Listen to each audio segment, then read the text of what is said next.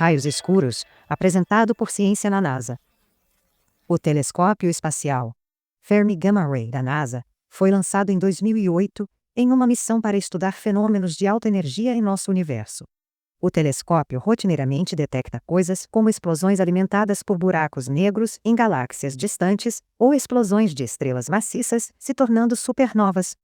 Assim, em 2010, os pesquisadores não ficaram surpresos quando o telescópio foi atingido por um feixe de pósitrons de alta energia, o equivalente antimatéria dos elétrons. Esse é o tipo de coisa que Fermi está lá fora procurando. Mas eles ficaram surpresos quando perceberam de onde as antimatérias vieram. Não de alguns anos-luz de um buraco negro na galáxia, mas sim de nosso próprio planeta. A fonte era uma tempestade a apenas 4 quilômetros de distância. O campo magnético da Terra parece ter encurralado cerca de 100 trilhões de positrons da tempestade em um feixe apertado e os canalizou até a espaçonave, explica o especialista em raios Joseph Dwyer, do Instituto de Tecnologia da Flórida.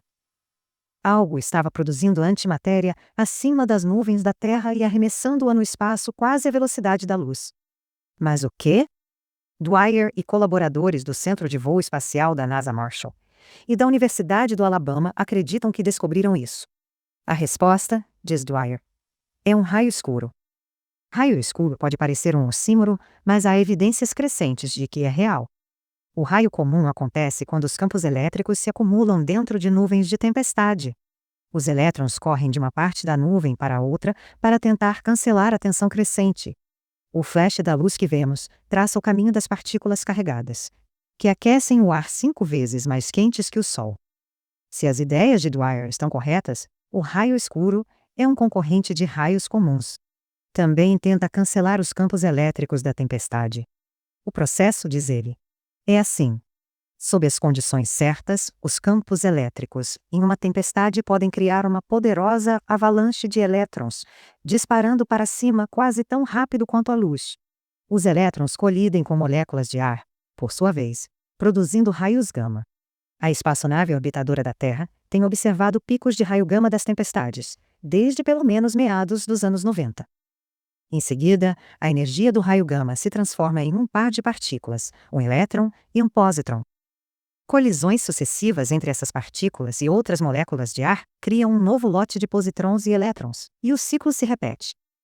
Um loop de feedback contínuo forma, como fissão nuclear. É um acelerador de partículas natural, autogerado e autossustentado, diz Dwyer.